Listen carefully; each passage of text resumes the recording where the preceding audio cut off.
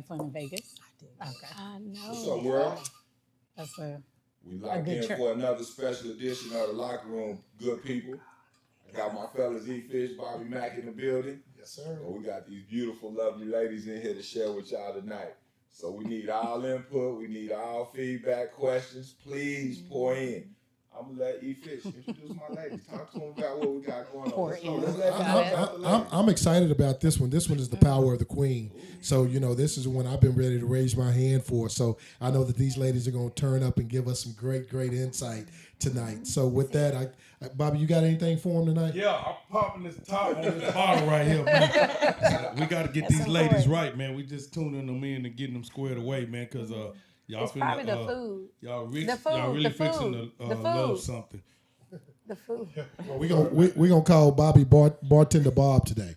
So first and foremost, we wanna have a big shout out to the bottles of wine that some of the ladies will be drinking tonight are all black owned wines. So we're excited about that to be able to have that product and share out to our people. And please go out and support our black owned wineries.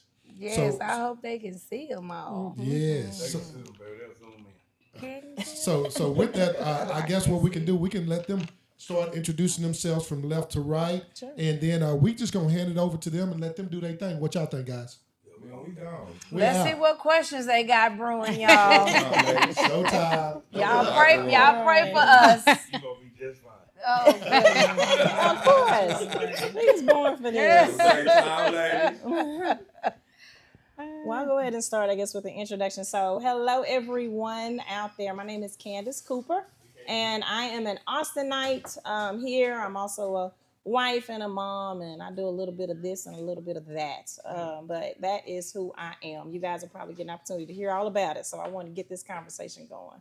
So, next. I am Nicole Thompson. I'm a council member in the city of Leander, and I'm also a business owner. I own Leander Beauty Supply in Leander, the first and only multicultural beauty store in the city.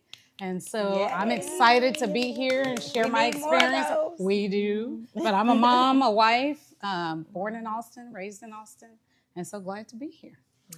Hello, everyone. I'm Bobbie Mack. It's a pleasure to be at this table with these lovely ladies today. I'm trying to figure out which camera to look into, so y'all just work with me. I'm going to do a lot of improv today. But yes, it's a pleasure to be up here with these ladies. I am co-founder of Tater Q, a business owner, Gold Chasers Club, Austinite, mother, wife, grandmother, auntie, niece, and all of the above. So, it's a pleasure. Hello, everyone. My name is Monica Hammond. I am actually an operations director for a nonprofit energy association, and I'm actually not an Austinite. I've been here about 4 years. I'm originally from Flint, Michigan, but what brings me to the table today is to talk about mental health, as I'm a strong advocate for that. A lot of my experiences have really focused on mental health over the past couple of years, and I'm excited to join these ladies. So thank you for having me. Awesome. We need more mental health. And also, we want to introduce the lady that's going to be asking the questions. Yes. You're going to hear her voice. I'm Zareta Williams, and I'm a true Austinite as well. I am not a mom. I'm not a mom, but I am here in support as a wife. And I'm actually looking forward to seeing what these ladies have to say. Excellent. Nice. And she has an extensive background, y'all. She's being humble. She's been all over, and she's actually a mental health clinical. I'm a clinical psychologist. Nice. Very Wonderful. nice. Very good. Absolutely. Before we get started, though, I just want to get a shout out to the men of this program and really bringing these conversations into our community. So thank you. Men. Thank you. And they fed us, y'all. Yes, they did, and provided the wine. So Elmer Fisher, Bobbie Mack, Ray Jackson, thank you guys very much. Thank you. All right, so we have the guys actually, y'all have come up with the questions for tonight's show. If y'all have any additional questions or feedback, y'all know you can always leave it in the comments. They have some pretty some of them are spicy, some of them, typical questions, but some of them a little spicy. So I'm interested to see how the ladies are going to answer some of these questions. Absolutely. And share. We want this to go all over. So let's share. Share. Hi, Keisha. I can ask the first question.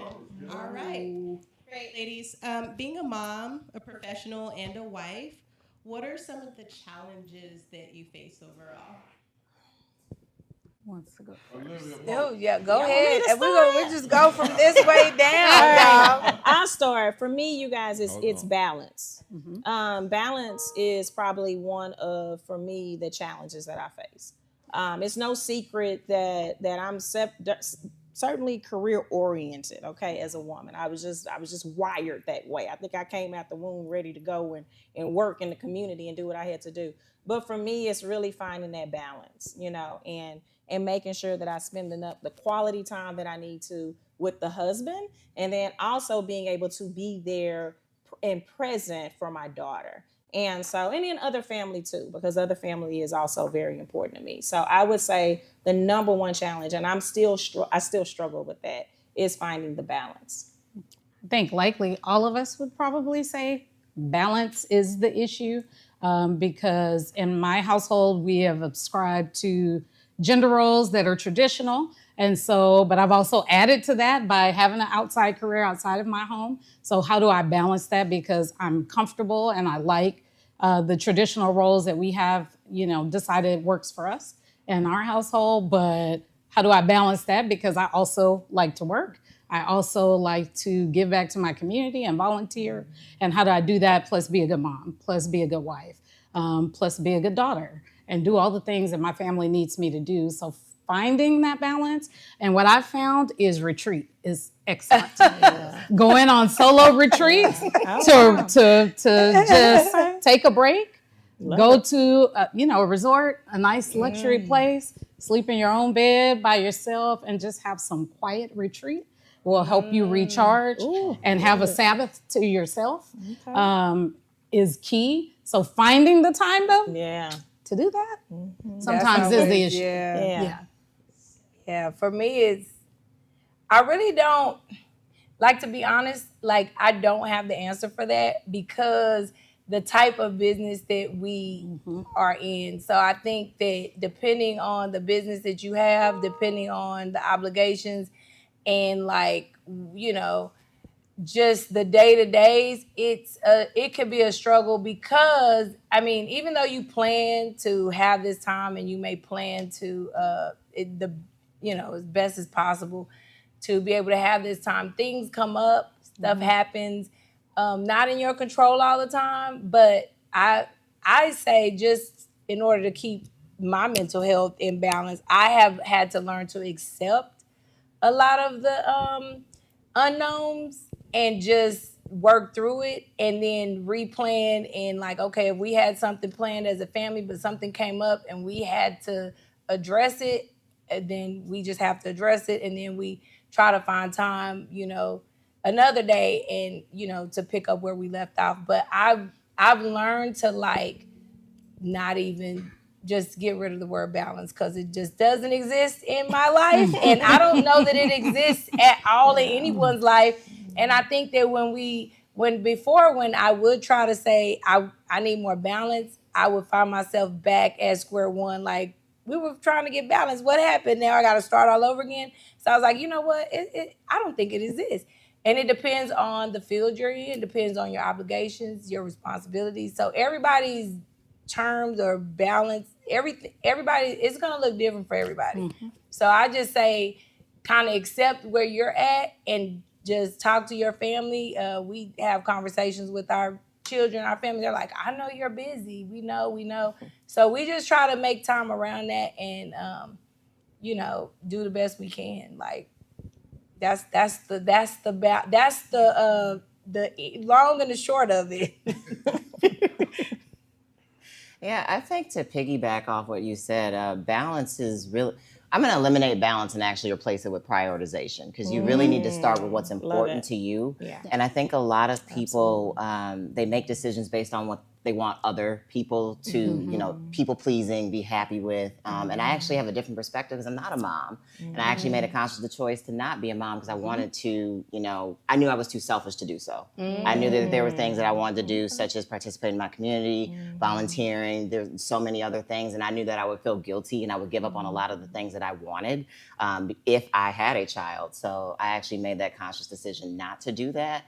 But it's really hard just in terms of like trying to weigh what's important to you and what's important to other people. But I think it's really important to even just take 10 minutes to yourself. I think we get so caught up in just taking everything that everyone gives us. It's hard to say no. Right. We find ourselves being yes, especially as women. And so I think it's just really important to prioritize what's important to you and use that as your North Star. Yeah. Nice. Can I say something about that? I was going to say what you said, balance looks different to everybody. And when I look at balance, for me, I have to give myself permission to understand that it changes. Yeah. So it's not this fixed thing Right. that stays the same as I have gotten older, as my children have gotten older, as my marriage has matured. Balance looks different for me. And it looks different, like you said, based on the industry, because when I worked in finance and I worked, 45 hours a week, that looked different. When my kids were in daycare and real little, balance looked different and what that meant to me. Sometimes I miss those 40-hour weeks. I'm like, I went home, I worked out. It's all on you now when you're the business owner. And you're talking about 60 hours, 70 hours. So what that looks looks a little bit different. And I think sometimes we just don't give ourselves grace to be flexible. And we have to remember to give ourselves grace to be flexible. Yeah. Can I say something? We can't hear you, Mr. Mack. No, I'm just kidding. So it's hard to be focused and balanced at the same time. You're either going to be one or the other. Most people are focused, don't have a balance, and people who got balance, they don't have focus. So that was a good question. I really did like everybody's answer, and we have more for y'all. And what he meant by that, because we've had that conversation, to elaborate a little bit, is when you're in the midst of doing something. For instance, if you have you're studying for your master's degree, or you have a dissertation to write, or you're opening a new business, your focus is going to be so much on that you won't have balance at that time, and you're giving yourself grace to, when you open up your businesses, you run a nonprofit. Like when you have deadlines, to me, your focus is like on that, and that balance that we may have had, those set scheduled things, it may have to take a back seat for a little bit. So, we talk about that. I'm always seem like I'm focused though. I want to get out of focus mode for a little bit. So kind of to maybe wrap that up, maybe what you ladies are saying overall is, as we play our roles as women in society, we're constantly giving others gracious space, but we don't give ourselves that. We do not give it to ourselves. We don't invite that stranger into our own aspect. Where I think that goes to Bobbie, what you were saying. The change, and that's the stranger. Right. And we've got to let that stranger in and just roll with it. Yeah. Is that what you're saying? Okay. Perfect. Very good. Well, who got the next question? Oh Lord, I'm looking at Elmer, y'all. I don't know. Fish, give me a question, Fish. Did you read the question? So get ready. Okay. The next question is a mother supposed to sacrifice her own happiness for her children's happiness? Y'all looking at me? I can go with it. Let me tell you, the answer to that question is no. And I am really living in that space right now. And I say that because I made a post actually on my Facebook not too long ago. Is when you ride on the airplane, the flight attendant always tells you to put your mask on first before helping somebody else. And so happiness is within you. And as a woman, that is the first thing that you have to do. I cannot expect for my child to bring me happiness. I can't expect from my husband or this elaborate career or business that I've established. We have to, as women, find happiness within ourselves. And if you do not, you will 100% lose yourself.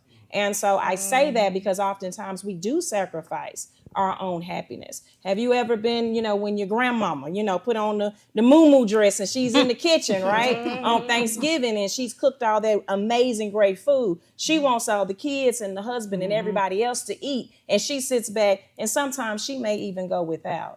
Where what I am saying is that when you do that, oftentimes your cup is now empty, and you have to fill your cup and be your whole 100% self in order to be the best for your child and also the best for your husband. But number one, happiness is within you, and you got to be able to find what that looks like. And I'm glad that question came up, because again, at 43 years old, I am now redefining what that happiness is. In my 20s, it was in the club. All right. Yeah, I found a lot of happiness in the club. But I just left Vegas. And again, you're going to find me sleeping in one of the hottest hip hop clubs in the nation. Yeah. And I'm there taking my nap. You know why? Because, honey, I know my skin regimen requires 8 hours of sleep. Okay? So what I know is in my self-care, hey, and listen, and when Rick Ross came out and actually sang a song that I knew, because I didn't know those others, I was like, wake me up when he's on. So, and I got right up and turned up and then turned back down and said, let's make our way to sleep. See, because my happiness now is different than what it was when I was 20. Right. It's different when I was 30 and now my 40s. And I imagine once I hit my 50s, y'all, now watch out. I might be back dancing on tables at that point. But as of right now, happiness for me looks like self-care. Yeah. And that's the space that I'm in. Having an 18-year-old that just left off for college, being empty nesters for the first time, having just left a 6-figure career that I've invested a lot of my time in. For me right now, happiness looks like self-care. So that's where I'm at. Yeah. Sorry, ladies. No, you're good. You're good. We got time, girl. We got time today. Look. No, you're good. We got another. Your husband on there laughing like he sure is. I just want to let you know. Look, was he on there? Yeah. He took the picture. He took the picture, and me and my daughter. I know you, Shane, going up there. No, honey, because I know what I need my 8 hours. Yes. That's what my self-care looks like, and I don't care where I am, train, plane, in front of Drake, wherever, because he's getting his, I'm gonna get mine. Right. So that's where I'm at. But that wasn't the Candice even 3 years ago. The Candice 3 years ago wouldn't have never, I would have sacrificed some of my happiness and my sleep. Not doing it anymore. Could I ask kind of an intervening question there? Do you feel like any of you ladies ever felt like you had to work on self-care? Like, for example, you had to replace the word selfish with self-care. Did you ever have to overcome that hurdle? Yeah, absolutely. I was going to say when my kids were little that was, I always felt bad about because I firmly believed in cooking dinner every night and making their breakfast and making their lunches, but I worked 40 or 45 hours a week. So I would be up till 1 o'clock, 2 o'clock in the morning, cleaning house and cooking and making sure I had everything done because I couldn't get it done before they went to bed because I wanted to read to them and wanted to go over their homework. Like, I put all the pressure on myself. So nobody externally was putting that pressure. Like, it was me saying, this is the role, this is what I signed up for, this is what I have to do. And so, I definitely have felt that, but thank God as they have gotten older, I have been able to transition and prioritize differently and figure out, you know what, they gonna make it, whether I cook dinner or not. They may not like it, but they gonna make it. They gonna make it. Well, they can fix cold cuts. Some cereal. Absolutely. Now they gonna be complaining about it. Like, where's my hot meal? Where are my pork chops? But they can make it. And it's okay. It's okay for me to take some time and take care of myself. Because like you said, if I'm empty, how can I really, truly give to them what they need from me? And I had an amazing mother who supported self-care, who supported showing up for yourself, who supported not giving all of you to anyone or anything, because she was like, you know what, my body is broke down. I have not done everything I wanted to do because I invested everything in y'all, and I'm happy I did that, but I want y'all to do something different. And so I grew up in a house with 3 girls, and mom definitely was like, don't follow that footstep that I have. I've accomplished things, but it was at a cost to my physical well-being and my mental well-being. And I want y'all to make some different decisions. So I've tried to live that way, especially as I've gotten older, to make some different choices about how I care for my body and care for my mind and care for my time and where I spend it. So, yeah. It's funny that you mentioned that because it was the exact opposite for me. I had to be completely sick, mental health, like at just on E.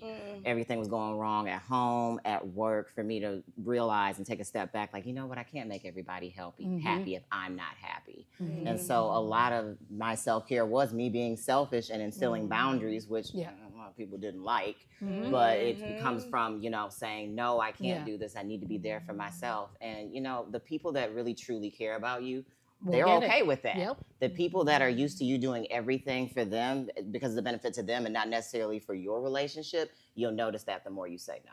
Absolutely. That's so true. Reveal and remove. Start saying no. Yeah. I mean, they pretty much answered it, you know, especially with the having children. It definitely... you do sacrifice your own happiness often for your children's happiness and the obligations you have for your children. I used to hear saying when you give a life, you give up part of your life. And so there's times when, I mean, anybody that's as a parent that you have to get on the road and you might not necessarily feel like driving. You may be exhausted and you got to go pick your kid up. You got to go travel. You have to do things for them. So yes, you do. It's not necessarily making you happy in the moment. It's an obligation to the life that you gave. So, and that's just we're just wired that way. Most parents are wired that way. I would hope to where you have a being that's dependent on you, and so. You don't want it to seem or want them to feel like they're a burden to your happiness. So every time you have to do something for them, even though you're not necessarily happy about it, like, dang, I want to go get my hair nails and go to my spa appointment. But now you're over here at this dance. You forgot your tie. You don't have your suit. I got to stop what I'm doing. Go take you your stuff. So there are definitely times when we stop, in our tracks, or we get stopped in our tracks, or with our plans to go and tend to our children to make sure they have what they need.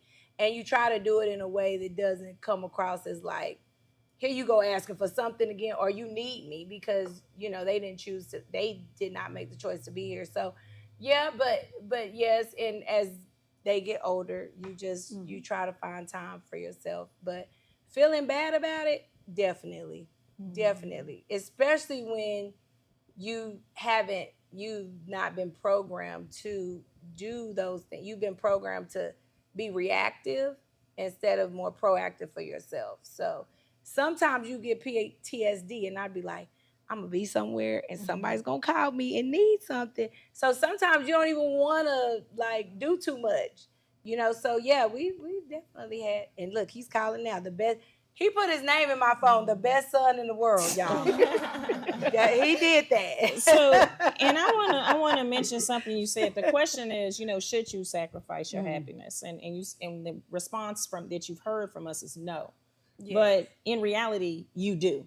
As a mom, like even when I first had my daughter, I nursed her. I was her source of food. So, and I was in law school, and at the time, I had to make a major decision. Am I going to leave my child in Austin and go back to Thurgood Marshall? Or, am I going to take her with me and bring her along to school with me? There were some happiness that I had to sacrifice during that time. But it is because you are you are that, not only the food source for this child, but you are bringing another for me, it was a woman child that you're bringing into this world. And that sacrifice was not only so worth it, but it was temporary, right? Because happiness, even I just talked about, we went to Vegas, great trip, but that happiness is temporary. It's a moment. And so there's not any woman that's watching this show that probably can look back in their life and say, I've sacrificed my happiness. But just understanding that happiness is temporary. It's a moment. And the reward that you're going to get out of that sacrifice will be so much greater. So to piggyback on what you said, I don't know that there's something wrong with sacrifice. Like I expected that as a parent, there would be things that I planned to do that would get trumped by the children I chose to bring into this world and create a life for them. So I don't know that part of love is sacrificial love and being willing to give even more than you thought you could or that you would. So I don't know that I would always tie sacrificing to something that's negative. It's something that's necessary, and it teaches my kids how to love, because love is what you do, not just what you say. And sometimes you have to do things you don't necessarily plan on, that you don't necessarily want to. That's just well, we need that's what it is. That's what that unconditional. It is unconditional. That's a It does not come with conditions. I need that. It's just something I that just you do, don't. not something. I mean, love is an action word. It is not. It's a verb. You have to do something to show love. So let me jump in there. Let me jump in there real quick, because I see some of my men, they kind of scared. Does that same ideology apply to the husbands, to the significant other too? How does that work with a man that's strong in his career or his calling and his profession? Is that mindset? How do you adjust? About him being able to sacrifice And also? likewise, both of y'all. Communication, but it's on y'all. I can say that I feel like Throw the flags whenever you can have success in your marriage when you understand partnership, because that's what it is. Yes. And a partnership is not 50-50 every day of your 45 years of being married or whatever. Like, it fluctuates, just with that word balance or prioritization. It fluctuates. So I made a choice in our family to be the person that was at home more often, so that my husband could advance in his career. And he's a great father who is there at every school meeting and every game, and was a coach for all three of our kids. And that's how he chose to sacrifice his time, was to be there to instill the thing. Because I was like, if this coach cussing my kids, we gonna have a problem. I need for you to coach these kids, because I don't want to be on the field screaming at nobody. So he chose to do that, because that's not something that was in my lane to do. That wasn't in my wheelhouse to be doing all that. But we chose different things. And so communicating that becomes a struggle sometimes, because you have it in your mind, it might need to go a certain way, and you just assume because of how you were raised and who your friends are and what you see from your perspective. And we don't always, I haven't always done a good job communicating that. So I think, that yellow one next to you was on that field. She was on that field. See? Yeah, I was trying to avoid I took him off so many teams. Come on, let's just go. He was like, let him finish the season. No. See, I thought I would be there. That's why I was like, look, I'm going to need you to step in, help out, because I don't know. We're not playing daddy ball today. I'm not doing it. Daddy ball. Nope. Your son is tripping on everything, bow-legged and out, and you just got him down here at me. I'm leaving. Not doing this today. I understand. I mean, I love all the kids, but come on now. No. You're not even playing other kids. Like, yes, I didn't waste my time and morning for this. I understand. So the women, they want to know how you handle your children, but they want to know how you handle your significant other too. So y'all gotta elaborate on that. They ready for the balance. In what ways? In what ways? As career women. Career women. As career professional women. Got it. Goal-driven women. Yes. I think it depends on the significant other, because some people have partners and then other people have like a third kid. So if I'm career driven, I don't want somebody just. I throw them on the ground or do I throw them? Where do I throw them? I was just throwing my. I need to throw it. Right on Talk about time, it. good people. Yeah. Yeah. It depends on if your partner is truly a partner or a third Right. kid. I don't want to have to tell you what to do, what we need, where you should be. That should be something that you should already be providing and doing. Ooh. And another thing, no. Yeah, that becomes. Hey guys, y'all still with us, right? Y'all still with us? Yeah. I ain't trying to start nothing. I'm just No, but I mean, you're 100% No, right. You know what exactly you right. chose. Yes. You know who you've chosen to partner with and what is in their capability to do. So that really is a choice and a conversation you have to have with your spouse. Because what worked for me and mine may not work for everybody else because we have a different roles that we have chosen to play in our relationship. And our careers might be at different stages. Our parentage might be in different stages. You know, some of my friends are empty nesters already. Some of my friends have never been married, never had kids. And so their life is in a different stage than mine. I still have a child at home and then 2 in college, or 1 in law school at third good. Okay, there you go. There you go. Loving every moment of it. She's loving it. Yeah. So that changes things. But you're right. Like, you know who you chose, and you can't manage up people.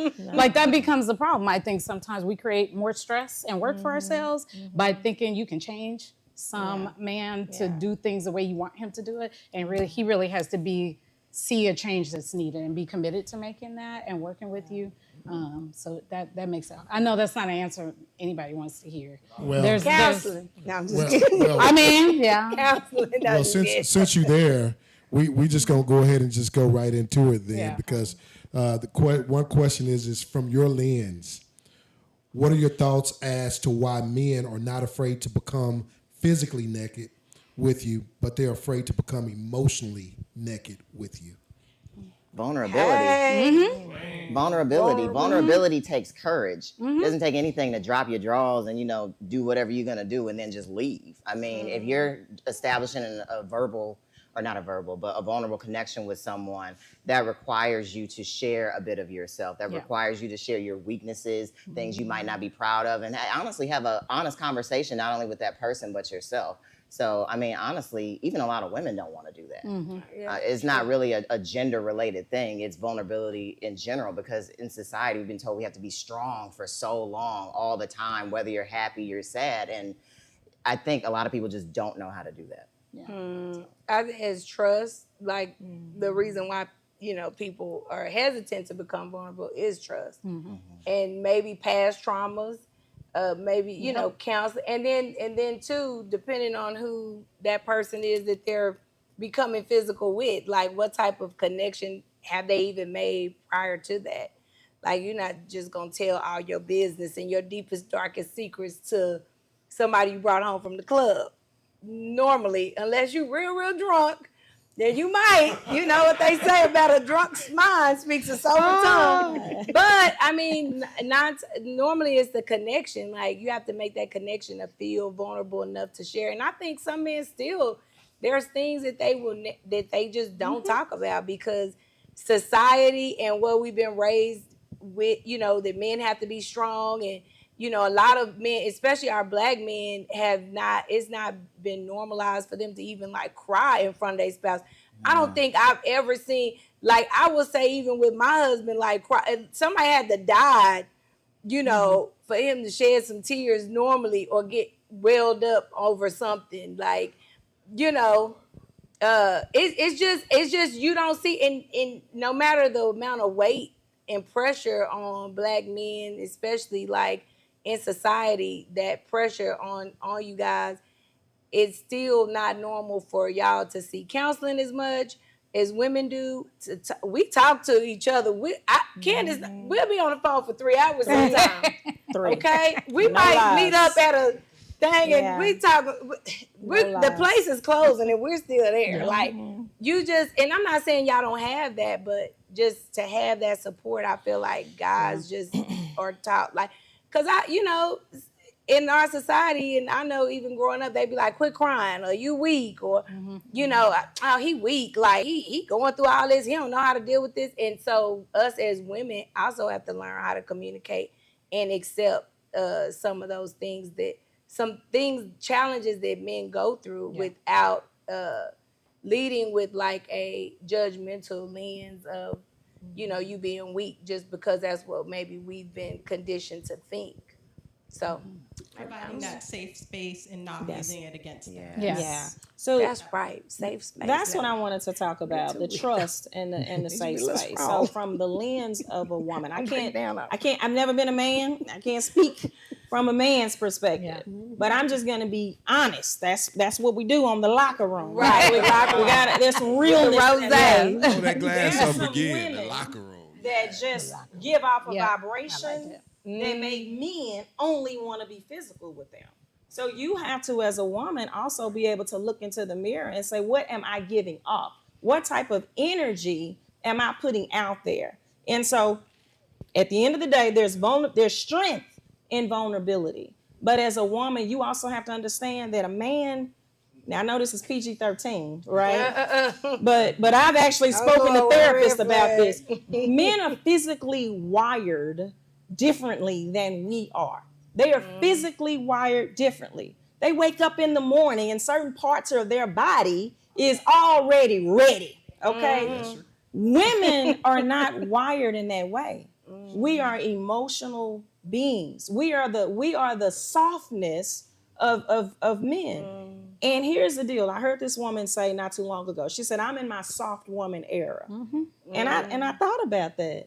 She said, because that's kind of what I'm in too, right? Time to be strong, okay? I am redefining what strength looks like in my life. Let's say that. So there's an evolution to as you age. Yes. And what I will say to women out there is that we know that men will be able to have adult time with you, and they will be able to get up out of their room and go on about their business and never think about you again. That's just factual. That's just how they're wired. And if you give yourself that, if you are putting off that level of energy, then they're gonna take it. So I think that, that's a conversation that we don't have. And I know, because I have an 18-year-old and they're of this generation of, body positivity, and I love that. And they're all about expression. I mean, come on now. I just saw Sexy Red. I didn't even know who this person was in concert. Okay. I just literally saw Sexy Red. Do you know Sexy Red? I do. Okay. So the thing about it is, there you go.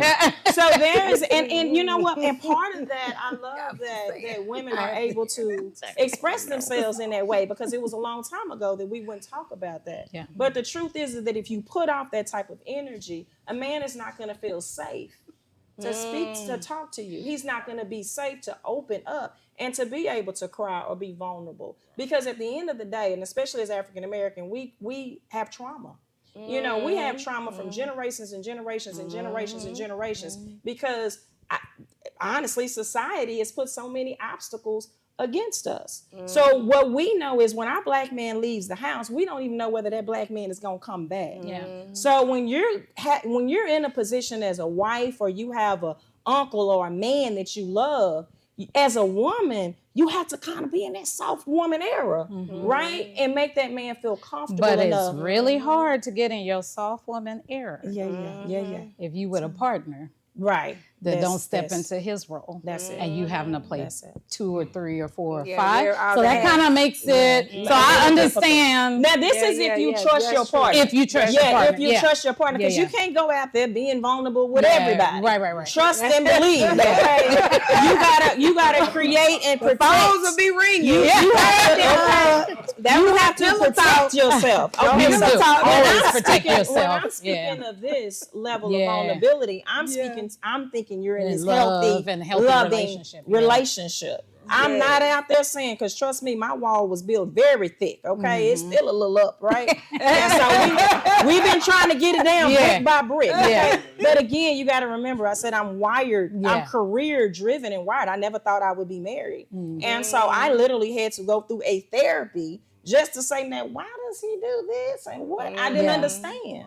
So I have to have an understanding, and so for me, once you are in that loving and trusting relationship, Thank you, sister.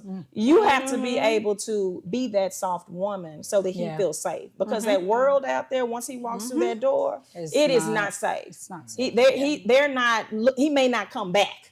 So that's what, and as women, you know, we have to allow them that safe. If you're not safe at home and you're not creating that, then where in the world can you be safe at? Exactly. So that's it. I know. Yeah. I went on. No. But That was good. Be his We peace. encore to that. And this ain't no PG-13. This RJ 21. Okay.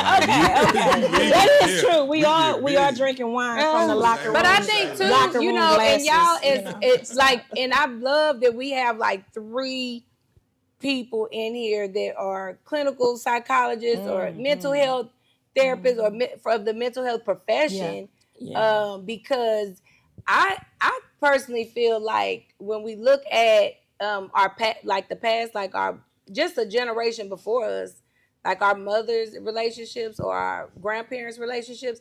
My grandmother was married for like 30 years. And I saw a lot more marriage back then, and I saw a lot more women. I don't know. Don't get me wrong. I know they went through some stuff with these men because they spoke on it in parables and phrases and different ways. But they stood in the gap with these men for a long time. And you know, I feel like now society, every decade, like I've noticed just looking back, because I love history, like it's always been something that has plagued our community. I say plagued our community because even if you look back to the 70s, there was less less babies born out of wedlock. Through the 80s, through the 90s. Now, like what are we seeing? What behavior are we modeling that has changed that to where now over half of all the African American babies, over half the Black population is born out of wedlock? No multiple parent households. No, you know, spiritual warfare. So what have we seen that has changed? Is it media? Is it programming us in a way to not build these strong relationships? Because every day we walk out into society, we're in a battle, right? Of what we're seeing that's norm and wanting to fit in. And I ain't playing no games with these dudes. And it's what Sexy Red say is like we never had that type of dialogue when we were growing up. We weren't being taught that. So we have to think it's something, and we're the only culture that plays into that entertainment. And you see it playing out in our culture, in you know, Black America every day. Because whatever you see, it's gonna embody you if that's who you are. So what I say that is, if you Black and I identify with you, I'm more likely to duplicate those behaviors or take on those behaviors than somebody of a different race. So we gotta see that this is playing a part in pretty much like destroying the fabric of black families. It really is.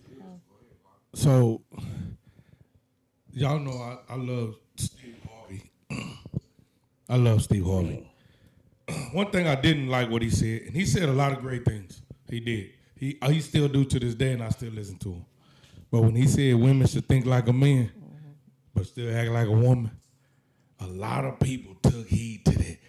You know you can't say that to certain people because they gonna run with it. And we got a lot of that going on now. These women are thinking like men.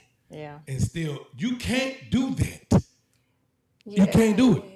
It's a spiritual warfare. Some people say they can, they do, but the simple fact of, I think sometimes in that role from the 70s through the 80s, values was left. What I see now, and I'm just gonna be real because we're in the locker room, beta male. But the alpha is looked upon like, man, he too. Yeah, why is he so mean? Why is he so hard? But the beta, you know, he more, oh honey, you know, and all that. But the alpha still gonna stand strong, like the lion and the king should. And a lot of, I'm gonna be honest with y'all, real alpha females like y'all. That's what y'all need. Yeah, y'all feed off of that. Without a doubt. But I think too, you know, think back to, again, we're going to go back to history.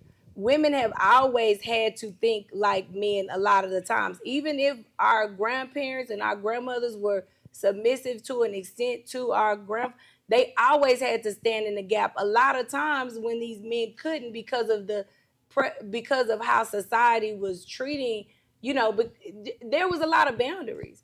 So I've never seen a Black woman not step in like, dang, like I couldn't even tell Papa was gone because we didn't go without nothing. Like, I don't think women have ever been able to, especially Black women, like feel like they didn't have to have that like plan B as like, I got to step in, I got to make stuff happen, whether this man is gone or not. So thinking like a man when it comes to dating and what his mind, as far as like, oh, don't call him too much because it's all of that, those type of games, that's different than like when I'm talking about thinking like how a man would think to make stuff happen, to provide for your family, which was before a man's role. Yes, women have had to do that for some time, especially here in America. I mean, other countries too, but here, often. Yeah, So, I think So you that have to takes look us- at historically what has happened in this country and continues to happen, and we are reaping the negative consequences today of things that had happened 100 years ago, 200 years ago, is what continues to happen. And when you look at what happened in the 70s and 80s and drugs being flooded into the streets and homes being further dismantled without both parents in the home and men being carted off to jail and moms having to step into a role where you have to play both parents or being addicted to drugs too, like that has really had a negative impact. So I do see that sometimes that's still playing a role in what people think is okay. And we also did not have access to a global network in the 70s and 80s and 90s in the way that we do now. And so when you don't have that traditional background per se, and then you see people living in a different way, you maybe don't value marriage in the same way that people did. My grandma was married 3 times. Her husband died. She was like, I can't be alone. I need protection. So I'll get married again. And then she outlived her 3rd husband.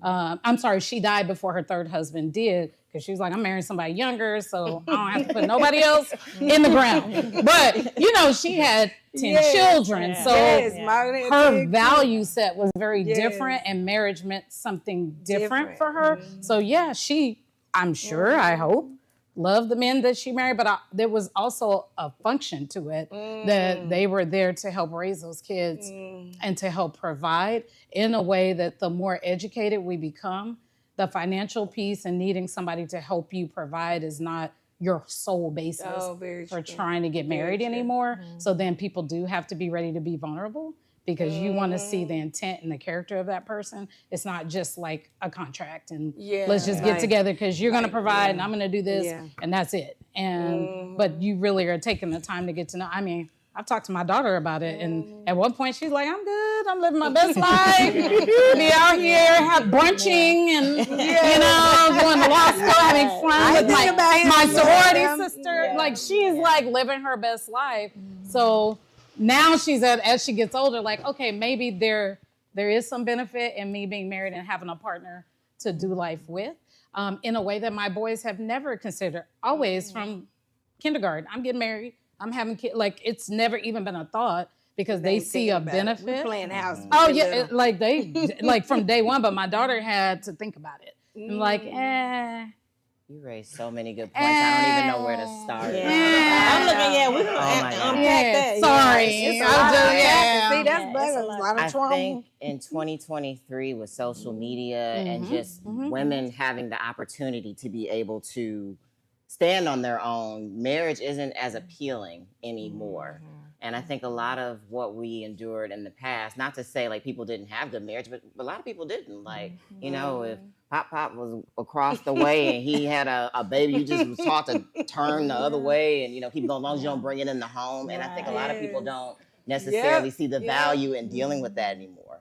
And education's another good point where it's like, if I can do all of this myself, you asking me to be in a relationship with somebody, get to know you and all your bullshit and baggage. And I'm all set. Yeah. I mean, it took me 7 years of knowing my partner to actually want to get married on both fronts. We were like, we don't really see the value in this. Like, let's talk about what this actually means. And I'm not saying there isn't a value, because I very much believe I do too. a way to grow wealth, a way to build who you are on the inside and understand sacrifice in a different way and commitment in a different way takes that partnership. But it's not entirely dependent on it's the not man entirely anymore. dependent. And so it really takes the effort of both parties to, I hate this term, but bring something to the table. Like, what do you bring to the table? But I mean, you have to provide something, and it has to be more than a physical connection. It has to be, in some women's cases, like, yes, financially you may need someone else, but a lot of women, especially Black women,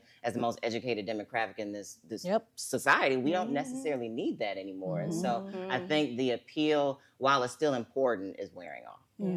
No, we don't need it anymore. We going in a spiral, like, and we losing our kids. Why do we not need it anymore? I think is what she's saying is financially you don't need it. So you don't need it for the same reasons as back in the day, which we don't know why they got married back. Maybe it was because it was, biblical and their beliefs and upbringing was why. I know that was what was preached in my household, like, girl, living in sin and and so you get pregnant, you got to get married and certain things like that. So maybe it was more belief system, and now that we, have more access, like, my.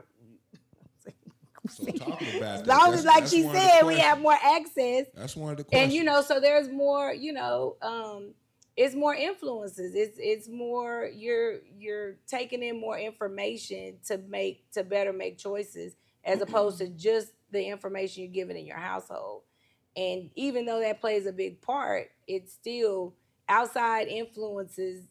I mean, help you make choices. It's influencing our kids every day. We didn't have as much of that growing up. I mean, shoot, the TV went off at a certain time when I was young. So I'm understanding that they're being flooded with information, flooded with, and like we just said, the music, media programming is like, I have choices now, even though we see, was it better when there were two family households? Do studies show, do statistics show, does data show that if you're going to raise a family, it's better in a two-parent household? Yeah. So should we be leaning more towards that if that's what it shows? Yes, but I think it should be a healthy marriage too, Absolutely. Right. So correct. Like you were saying, I saw my grandpa in another room and my grandma, but they stayed the course. Yeah. They stayed, Healthy is important. So that's what I want to know. Yeah. What is your support system? What does that look like? What has helped you women through the course of your marriages? Because marriages and relationship, parenting, ups and downs. Yeah. What does your support system look like? Who do you surround yourself with? Who do you go to? Do you suggest counseling for parenting and marriage and relationship? That's what they want to know. I would say for me, my mom passed in 21, but she was an integral part of my entire life and my family. Like, she was there when I gave birth to my children. And my dad was there too. I'm just saying, as a female figurehead, to help me navigate what being a woman looked like and how it changed as I got older, my mom was there. And so that is what helped me. I lived, down the street from her for 17 years. And so she went to my parent-teacher conferences. If I didn't like something the teacher was doing, to help me navigate how to have that conversation or articulate it to the teacher where I don't have negative blowback on my kids in the classroom. Like, she did a lot of those things. So that helped me make different decisions. The only reason why I own a house is because my mom pushed me to buy a house. You need to buy a house. You can build wealth by equity in your home. There's a certain level of wealth you can't attain, or it makes it harder to attain until you buy that first home. I don't care where it is, buy a home. Like, she pushed certain things. I probably wouldn't have a degree if my mom didn't push me. I was the first one in my family to go to college and to graduate and then go to graduate school. But that's because she pushed me. So I think the role that women play in each other's lives in supporting each other and helping you navigate the path of being married. I went to marital counseling, my husband and I, before we got married, with my parents. My dad is a pastor, so that's what we did. But everybody doesn't have that luxury and that benefit. But I think it helped us start our path different than maybe it would have been if we didn't have that. And I think about my grandma, and she taught my mom, you make the bed, you stay in the bed you make, and you chose to do. No matter how dry stay in the bed. Yeah, I mean her oldest daughter, was physically abused by her husband.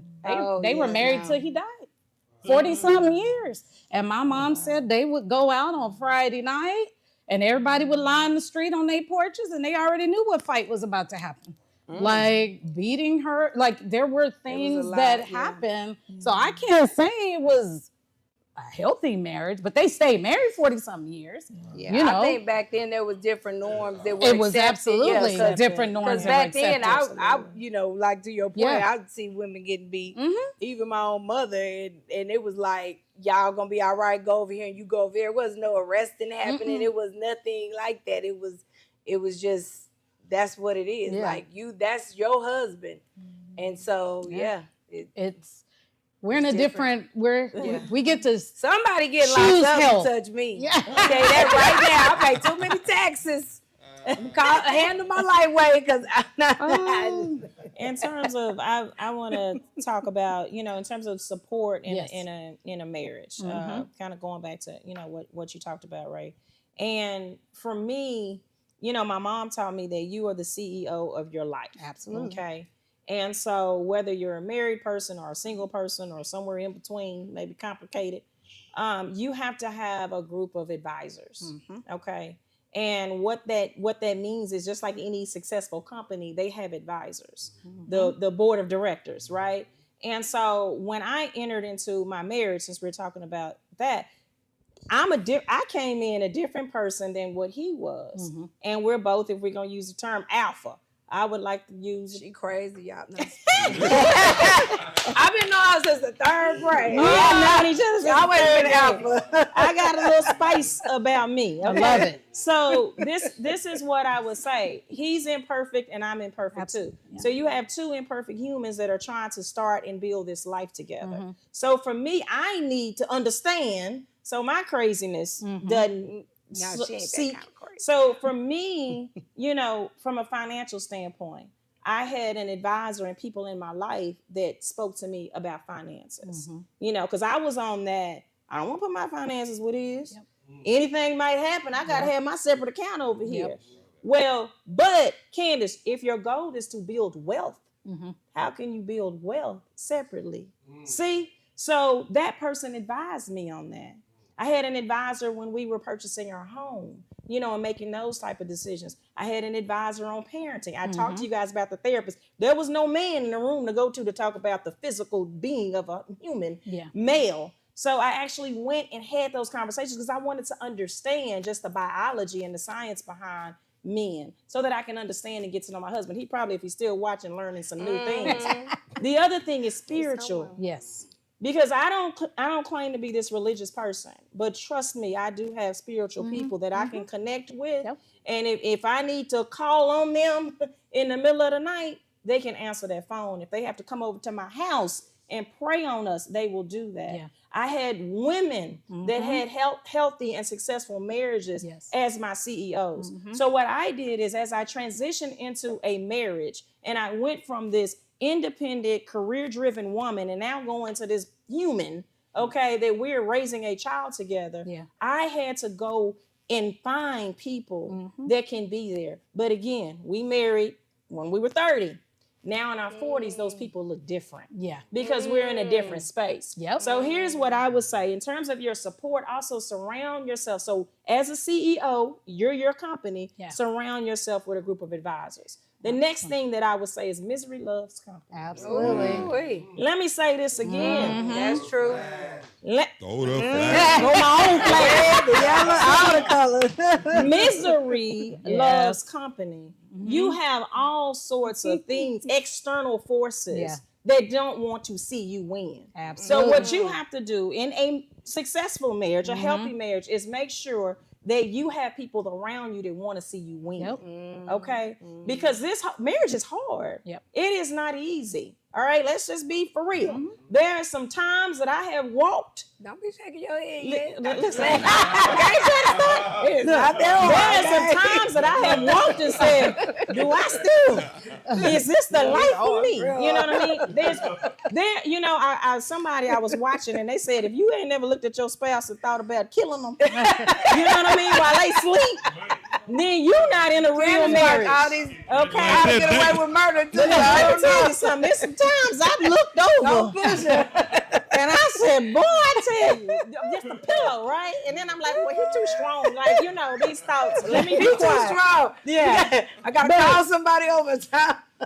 But the thing is that you have to surround yourself around that support. That support system is so critical, you guys. Because as you're going through life individually and you're going through life collectively as a unit in a marriage, you can't do it by yourself. And all it is, I don't want to let so-and-so know. You got to trust people, okay? You have to trust them and you have to be willing to let them in because you want to be successful. So what we try to do is surround ourselves around people who want to see us win, who want to see us win, who we can learn from. All right. There's a whole lot of takers out in this world. And my husband and I are givers. We will literally give somebody the shirt off of our back. Like we are givers. That's just who we are as people. We came into the marriage as givers. Well, but when it comes to wanting to build a successful marriage, you have to have that support system. Yeah, you do. And I'm just anybody that's out there listening, he and I have been married for 13. I hope it'll be 13 more, okay? But and plus, some. But as we go through this life, surround yourself around people who want to see you win. Seriously, because misery, it's too many miserable people out. And that's the only way that you can be successful. You said that perfectly. Like, you need a team. Yeah. You need a team. For me, it was my mom, my dad, my sisters, my best friend, which is my children's godmother. Like, my husband's mom, his dad, we had a team. But if you don't have that built into your family, you can create it. You can do the research. You can observe people and make sure you invite the right people in with the right intentions. Y'all know who's messy. Don't play. Yeah. That means the person that told you the other person's business, don't tell them your business. And you're not going to end well. And the older you get, that circle of influence, your CEOs get smaller. Yes. Because you have and that's more okay. wisdom. It's okay. You're wiser. So you know now, like, the energy that you can bring in and those, and sometimes you're still learning because people are imposters. Yeah. They'll present themselves one way, but in the back, they're trying to see you decline. And so the thing about it is, if you're going to be in this marriage and you're building wealth and you're building up, don't allow anybody to come in and tear your stuff down. So that's what it's all about, is having that support system and also being wise and then also being able to communicate with your spouse. Yeah. That's the toughest. I got a degree in communication, but still, I can go communicate with everybody else. But when it comes to him, it's just like, dang, just hush so I can tell you what I'm trying to say. But communicate with him. Be open, be honest, and learn to, again, provide that safety. Again, I'm in my soft woman era. Had y'all talked to me 3 years ago, I wouldn't be saying this, right? Girl, just go straight to the courthouse. Listen.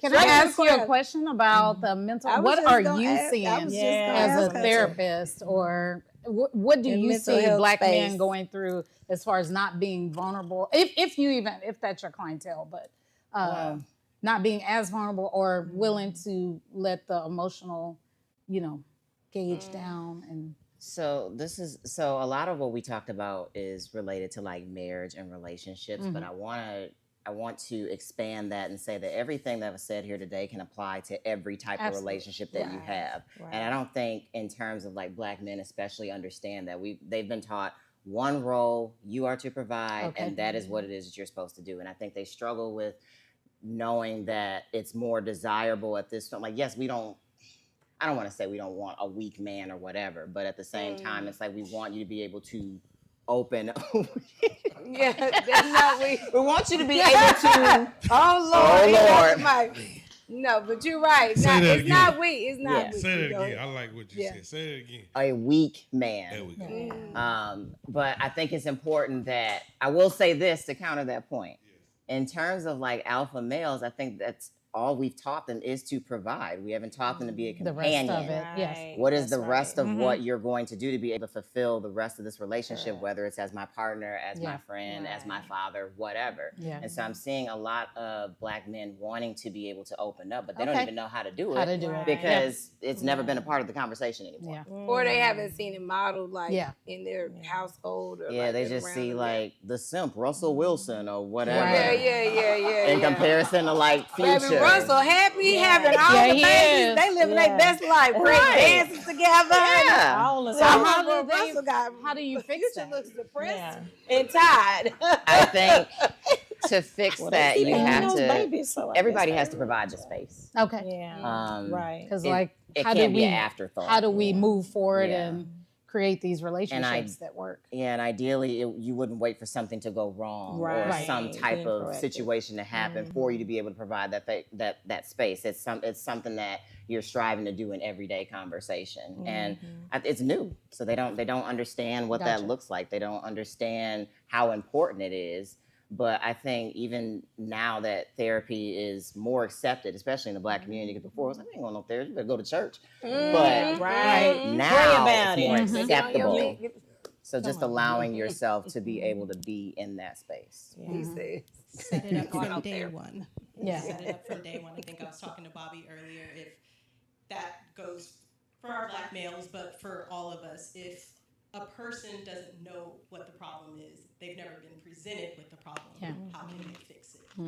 So they just don't know. They haven't been taught Yeah. that it's okay. And if you don't have a support system, like as a woman or man, I think going out, like they were saying, and finding that, or looking at positive role model, or looking at positive examples of what you would want your life to be like, or and not so much you can't duplicate that, but for me, like, just I did not have that directly because both my parents passed when I was so young, and I was, from my grandma used to say, from pillar to post, right? So some households I was in, it was very negative, very abusive, very just nothing was good besides I had my basic needs met maybe, but I didn't have that. I would look outside of that household to look at other positive examples of what I wanted my life to be. And I was like, okay, even though I'm in this environment, it doesn't mean that I have to stay in this environment. It doesn't mean that I can't have more, or because I see these other people doing it. So I think as, depending on your background or what type of support you have, don't feel like all is lost because you don't have it. It doesn't look this way, or it doesn't look like, it doesn't look Candice's way, or it doesn't look this other person's way. Just find however you want it to look for you, and get to, and maybe even get to know those people. And like, you just never know. Like, and can I piggyback? Because Bobbie and I talk about that all the time. Like, it doesn't matter where you come from. You can't allow the circumstances, those negative experience and circumstances make you, not make you go to where you're supposed to go and reach higher levels. I commend Bobbie all the time. And that, like I said, she said it best. We've been friends since 3rd grade. Okay. So this is a real friendship right here. And I commend her all the time. And I'm so proud of her and Bobbie, for creating a place for community now. I told her, I was like, Bobbie, what you guys have created in Austin, and especially for people who grew up like the east side of 35. East side. Okay. Booker T, baby. Little old me from Booker T. That was my motto. Oh, wow. What she's done now is created, a safe place. Yeah. There are not people bringing their lawn chairs over here. Don't get me wrong. The Jag juice is great. The Raiderade is wonderful, but they're bringing it in because they feel welcome. Yeah. And so what you guys have done, I commend you guys for that. My husband and I, we've also created community, and I believe in that. I believe in no matter how far you go, in your career, through, and what you have been through. Mm-hmm. That temporary environment, allow that to be your fuel to go to higher heights. Yeah. Like that's a part of who we are. And so never being ashamed, of where you come from, never being ashamed to talk about your story, because that's what makes you great. Yeah. That is the greatness within you. Mm-hmm. I talk about being a little black girl from the east side of 35. I've gone from south to the central to the north. Yeah. I can tell you all about east of 35 because I've lived there my entire life. And the thing is that those are the experiences that have made us who we are. So whether I'm in the boardroom or the back room, okay, whether I am drinking tea with the queen or playing in the alley with the cats, you're going to always know that I'm bringing who I am. Yeah. And when I'm sitting at the table, I'm also representing all those folks back where I came from. And I'm making a welcome and an opening space for them. So I didn't mean to go all in the community. Y'all got to understand, that's my passion. That's my passion. Y'all, I love the Austin community and other communities, the East Austin community, and those that look like the East Austin community. Because I don't know your story, Councilwoman, but what I know is that, what the things that we all came from something. Yeah. It wasn't all paved with gold. We weren't born into this world with silver spoons. That we have the resilience, and we've all come and been able to sit at this table to have this conversation today. Right. So I just wanted to anybody that's out there, please don't allow whatever circumstances to limit you. Because at the end of the day, we're all a part of our community. That's great. And so as we're talking about community, this is one one question that will probably take us to the end of the segment. Oh, Lord, when is it over? Because, we're going to pop these bottles, y'all. So what thoughts and emotions have the murders of Ahmaud Arbery, Breonna Taylor, and George Floyd brought up within you, right? And what has it been like for you? Being mothers, wives. Well, for me, I'll just speak for me. As a mother, it's I wouldn't say so much fear, but awareness and of course hurt and disappointment in that our society has not shifted or changed, no matter how many laws have been passed and movements and marches and riots and all the things, that it still has not. I mean, I'm not going to say the needle hadn't been moved at all, but it hasn't moved far enough to prevent these things from happening, and especially with us, Black and brown people. You know what I mean? So just to hear these stories, it's disheartening because that could be any one of us. So of course it's uneasy. It's, I wouldn't say you are aware, and it's an extra layer of awareness, especially with, like, I have a Black son. My husband is Black, so it's a definitely like. You're just more cautious. You're more cautious. But the feelings, I mean, we've been seeing it all our life. So to me, it's just like a wound that has never healed, and that could never heal because it's like the next thing happens, you know. So that's how I can describe it, I think if I were to summarize what we talked about today, to the degree we've all talked about evolvement. And a lot of whether relationships or marriages or whatever fail, it's because that person is not evolving with you. I think part of why this hurts so bad in our community is because, like you said, the needle just isn't moving far away enough from the point that where we currently are. We're still having the same conversations 60, 70, 80 years later, and we still have people that are like, well, I don't understand what the big deal is. Why can't you just do X? And I think in terms of your support system that we mentioned earlier, a lot of times I've had to break relationships with people, not necessarily, if I was dating them or whatever, whether it was in a workplace, but because that involvement was not there, that understanding was not there. And so a lot of it is just, it's honestly frustrating, but knowing that we're strong as a community and we're going to continue to fight no matter what is we're honestly sometimes the only thing that keeps me going. We've had a lot of people that I've become aware of since being elected that do feel like get over it. Statistically, it's less than 1% of police shootings that are Black people are impacted by.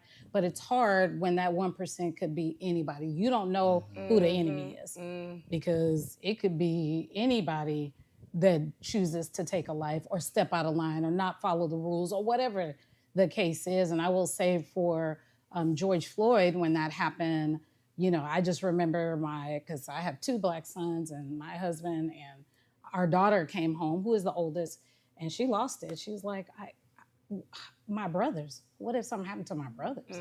What if something happens to my dad? Like, what are we gonna do? And I would just encourage people to take that and become active with it.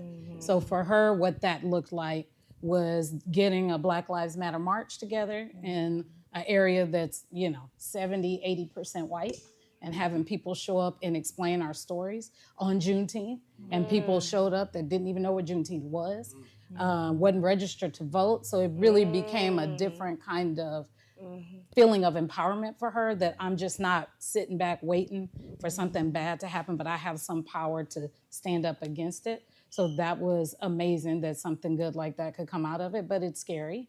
But it's a conversation, like you said. I mean, we've been having that for years. Like since I've had kids, we've been worried and concerned about my husband's been stopped, you know, for no reason, because his music was too loud, or, you know, crazy stuff like that. Like it's always a concern. You know, my son goes to Texas A&M International in Laredo, and I was scared the whole way driving there. Like, what if he gets pulled over by Border Patrol? He don't have no problem, but what if it is a problem? He's so far from us now, we can't get there quick and do nothing if something goes down. Like, how are we gonna handle that? So those are conversations we have continued to have, and people don't get how it is a heavy worry. Like every time my kids leave the house, like I'm concerned, will they make it back? And I'm saying prayers for them, and I'm like praying God would just protect them, whatever they end up doing, because they're gonna be young and they're gonna make mistakes and they're gonna do stuff and have fun and stuff other people don't agree with, whatever, but that grace would cover them so that they can come back home. So it's a concern and it's a worry, and it's extremely frustrating and maddening that we are still having these kinds of conversations, and that we all, I believe, all deserve a check for PTSD, because we have to live under the weight of being concerned about our children just going shopping. Like that march. Well, when them dollars come into place, some laws might start changing for real, or consequences. So consequences might change. From a Black woman's perspective, when I see on television like the Ahmaud Arbery situation, I think I see my bonus son, okay, who's around his same age. The situation with Breonna, I see myself, I see my daughter. With George Floyd, I see my husband, I see my uncle, I see my dad. That is trauma that the African-American experience that we've lived with for generations and generations. And so when we see that, we see ourselves, people who we love, and it can happen to any of us, you know. And some know my story. When I was 14, of course, I was involved in a police brutality incident. And what I can say, coming from a perspective of having a gun from an officer pointed at my head, not knowing whether I was going to survive that or not, what I would say is we have to use those experiences and make them into something positive. We have to continue to tell our story. We have to be loud and unapologetic about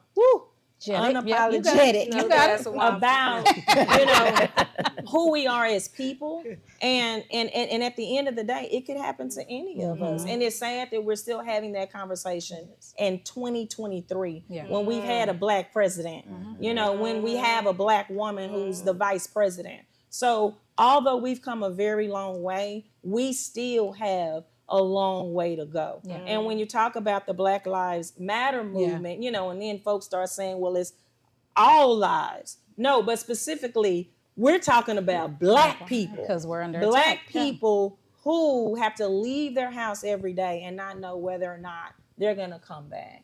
And it's not just about police officers. I have really good friends that are police officers. I've developed partnerships with police officers. I want to see the police win, okay? I want to see us to be successful. So this is not against police. What this is saying is when you pull me over and you see me also look at it like I'm your child or I'm your wife, because I want to make it home safely as well. And that's all that it is having the conversation. And so I pray and hope that we one day get to a space to where we don't experience or see that. But to see George Floyd in the shape that he was in, and during the time when we were all home, you know, during COVID, watching this, that when he said he couldn't breathe, and to see them to continue to put their knee in this man's neck, I felt that.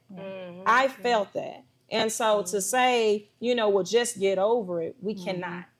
We can't. We're not in a space, unfortunately, where we can get over it. And so that would be my thing, is to, when we see negative images like that, have those conversations with our children, but also have those conversations. Even sometimes I know at the workplace, they say, oh, you're not supposed to talk about that. But it's important. It's important to create that space to talk about how we can all equity.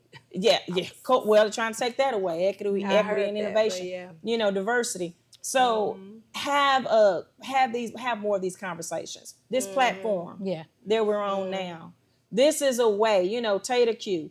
All of the things that we're doing, seeing a Black woman in a council seat. Those are ways as folks. You, ma'am, the work that you're doing, you know, in terms of mental health and mental health awareness and that sort, we all play a part. And we have to do our part in order to change that narrative. And so that would be my perspective on that. But until we don't see another Black person being killed, you're going to continue to hear us say that Black lives matter. And I don't know, I think... Was that? Oh, is that? No. Oh, okay. Oh, I saw him with the mic. I don't know. I was asking him, and you. It's your show. No. I just took over the man show. They had an audience. Loving it. And the audience That's the spirit of Black women. We just come in and I don't think they want us back, to be honest. They loving it. The locker room live. Women, this is the women's locker room. The women's locker room. Women's edition. I was gonna say, you brought up, you know, not giving up, and it don't matter where you come from. And I was just gonna say, you know, I'm a product of both of my parents, who both had trauma, family trauma. But my dad grew up in foster care here in Austin, and made a mental choice.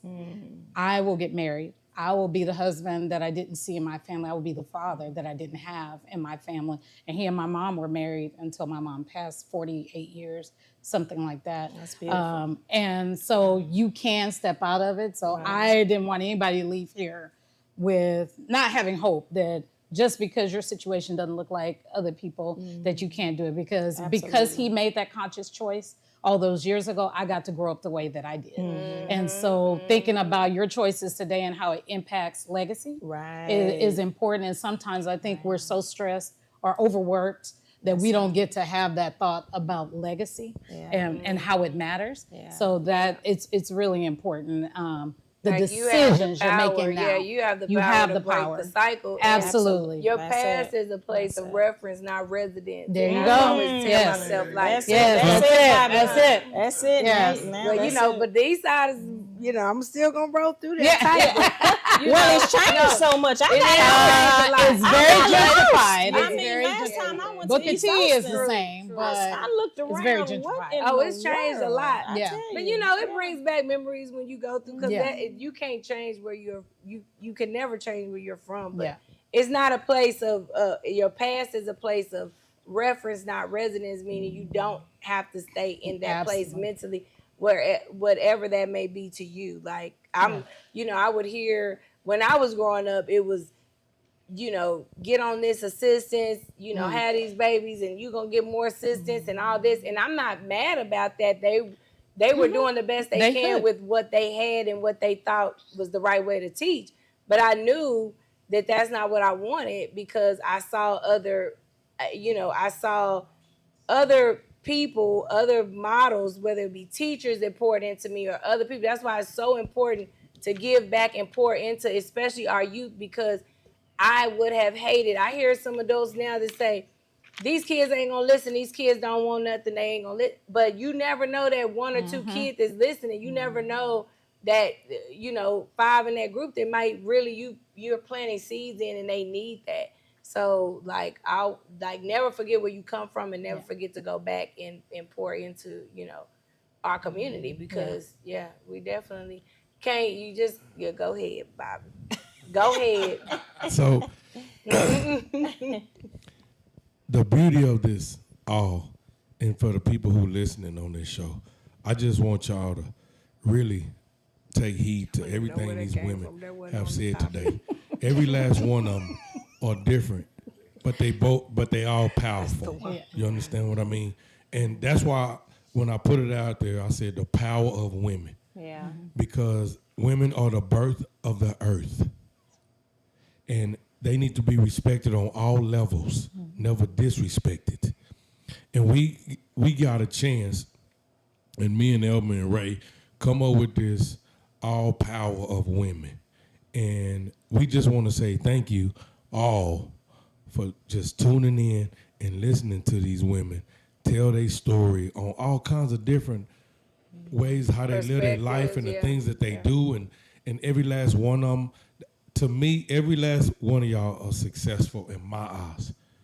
And I see life a lot different than a lot of other ignorant people out here. Okay? Because I'm crazy. So for me to see that, though, with my craziness, it's got to be the beauty of it all. You know what I mean? So the whole thing about it is we just want to thank every last one of y'all. Please don't drink all that alcohol that's up there. Y'all can take them home, put them on the shelves. Black Girl Magic up there, all those bottles up there about black women. So, I love everything y'all said. But, now, I have to ask as men, what parts did y'all remember? No. Well, every third word. Now, y'all said some, man, I want to have y'all back later on before, like, we close out the show, like I'm talking about later on in the months. I want to have it all because I could listen to y'all all day and just for everything that keep y'all that saying. same energy. Keep that same energy. What you think about that, Emma? No, I think for sure. I think that there's definitely a episode 2 coming for the Power of the Queens, and I mean it was very enlightening, and it's always great to hear you all's perspective, and then to be able to, there's somebody out there that's listening that needed to hear the words that you all gave tonight. So very appreciative that you all were able to sacrifice your time and be able to come and give back to a listening ear. I grabbed a lot, so I'm sure that my wife is listening, so I'm sure when I get home, she'll be like, did you hear that? But with that, would love to have you all back. Yeah, awesome. Well, thank you. Thank you. If there's one, so can we get a commitment? Sure, Committed. absolutely. I'm back. I'm here. Right. Hey, it's mandatory though, but y'all got wine and look. food. We're here, okay? So for y'all that are listening, give them some great hearts if you want to see them back. Yeah. So with that being said, we want to know inspirations, your main inspiration, or what do you do to motivate yourself as we close out this special Queens edition of the Locker Room. Each of my beautiful ladies, because this is what we promoting. All that dropping it like it's hot and all that posing on Instagram. This is what we post. This is what we She said, get you a theme song. What does that inspiration look like? What is your motivation? What inspires you? What has been your biggest motivation? Give it to me. Close them out. I didn't get the questions preempted, so I have no. I want to hear what the ladies have to say first. What's your biggest motivation or inspiration? Hasn't it past, tense, present, inspired? What do you do to motivate? Okay. I think for me, the woman who from in my family, that's who inspire me. When I look at the women in my family, and some of them, we're not talking about, some of 8th grade, 6th grade educations, right? These are women who held it down, and they're the ones that sacrifice so that I can be here today. And so what I try to do is make them happy. Because at the end of the day, you know, folks talk about my pearls. You know, I wear my pearls. Yes, Not because I'm a part of a sorority, Yeah. but I wear my pearls because my great aunt wore pearls. See, I'm a bit sassy because my grandmother was all that spice, right? And your mom. And my mom is a true fighter. Hey, Miss Pam. And my mom, you know, taught me the sacrifice of being a mom. Yeah. So when I look back at the women, you know, in my family, and I look back at all of the sacrifices they went through, what they did in order for me to do what I need to do. And my goal is to ensure that, especially a mom to an 18-year-old girl, you know, that has access to the internet, is that I want to be her inspiration. Yeah. So there are going to be things that my daughter will never see me do, because I want to be her role model and her inspiration, because it starts with us. So, you know, I had a conversation with her yesterday because she took a car to school. Woo, we'll see how this works. But I said to her, your job is to go and do better than me. That is your job. Your job is to look at what I did right and what I did wrong, and you go do better. Yeah. We want every generation of women in our family to do better. So when you talk about the inspiration, I'm pulling from a woman, you know, with 6th grade education, 8th grade education, my mom who was a teenage mother. That's who I pull my inspiration from. And so, I'm sure you could guess. My mom. She definitely inspired me, continues to inspire me, and I know it's hard. People probably think, where is she alive? She is not, but I still feel her. I still take her words of wisdom. Always talk about, don't let your past determine your future. You can you can make a mistake, but move on from it. Absolutely. And do better and achieve the goal that you have. So for sure, for me, she has been an inspiration my entire life. She, you know, had an autoimmune disease, had 20 plus surgeries throughout her life, multiple hospitalizations, and still figured out a way. She sacrificed getting her degree. My parents met at Prairie View. And left school to get married and have a family, and went back to college after I graduated from college. So to see her going through her health issues and still accomplish that goal she had for herself, and then go get a master's, and then, you know, encourage, help raise her grandchildren, and be there and be involved, and have an intimate relationship with her family members, like that inspires me.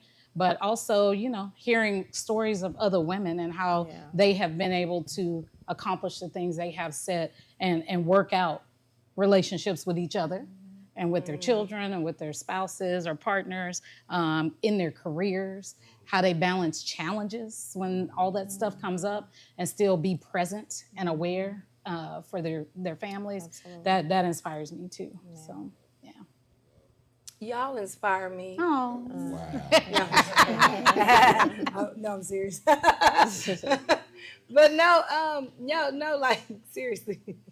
No, like, other people's stories inspire me. But really and truly, like, my strength, inspiration, strength, always came from, like, prove them wrong. Mm-hmm. You know, a lot of, my background has shaped my thought about what I can do and what, you know, God will allow us to do, as far as in Him continually giving us the strength to move forward. So I remember when people would say what you can't do, or you're not supposed to do this, or you ain't gonna do this, and you came from here and you came from there, and you ain't gonna do this, and y'all kids ain't gonna. So that always in the back of my mind, it wasn't an encouragement. And so I've always been like, no, you can prove them wrong. Yep. And with that being said, because there are so many children that don't have, aren't being positively praised for the things that they're doing right. Yeah. And you know, I'm a voice for them. Like, even if you don't receive that praise, just know you can prove them wrong. Yeah. And look for the people that are, you know, that it doesn't have to come from your family. Your family, it doesn't have to be direct from your family that you're smart, or you're this or you're that. Take it from wherever it comes from. Those are little angels telling you what God has sent other people. It don't have to be direct. It ain't got to be your mama, your daddy, your aunties, your uncles. I'm the voice for y'all. Listen, you inspire yourself, use inspiration from other people around you, and prove them wrong. You can do whatever you put your mind to. It doesn't matter your situation. It doesn't matter what the statistics say you should be based on your background, where you come from, what you've had, foster care, group homes, wherever you've been. You can be whatever you want to be. So that's my inspiration, is to prove them wrong and to also be an example for those that are coming behind me or in front of me or wherever, that with this story, you can do whatever you want to do. So I wake up every day striving to set an example for the lost voices. So that's my inspiration. That's good, Bobbie. Good. And my kids and my husband and them, but they good. they get it all, okay, y'all. They already get it all. They all spoiled and they get plenty. So I'm with the ones that are lacking some. Honestly, my inspiration, just having the opportunity to be here and having the opportunity to be able to have conversations like this. Like being a native from Flint, Michigan, they still don't have clean water. It's been 9 years. Most of my friends and family, like they weren't ever able to make it out of the hood, let alone get a good education, be in the same space as other people and have these important conversations to impact the community. So even some days, like realistically, if I'm tired or I've had a bad day or things didn't go the way that I wanted to, I remind myself that you've come so far than what you were destined to be. Because I grew up in those same classrooms. They were like, well, y'all ain't ever gonna do anything. Here's a little homework assignment and whatever. Because they expected everybody in that room to fail. And it goes back to you proving everybody wrong and continuing to prove them wrong. Oh, yeah. Yep. Excellent. Yep. That's perfect, man. That's a great way to end this edition of the Locker Room, man. We look forward to having these queens back. We need to put this package together and take them to schools. These young ladies across the world need to hear these ladies speak. So don't be out there biting our style out from the locker room. We got these ladies. We signed a contract with them. I didn't sign it. Well, let me read. I'm about to sign my life. We paid you with chicken wings and fries. You good? And let me just say to the audience members, excellent wine. Yeah. But Now, I no, just wanna say we to are the so audience thankful. members. Y'all are the women that we want to uplift and celebrate at all times. We thank y'all as black men for the love, the support, the inspiration, and even the kicking the ass, because we need y'all to keep us going. And we thank y'all so much. And we thank our followers. Continue to like and share, promote the show. Next week we coming back with a couple heavy hitters, couple pastors in the community, young black pastors. That's gonna we're be going to bring God in here, and we're going to talk about the black church and where we're moving to. So stay tuned to the Locker Room. Share, like, love. Let's get busy. Pray over your family and lead as we supposed to and keep God first. We'll see y'all next week. Bye, y'all.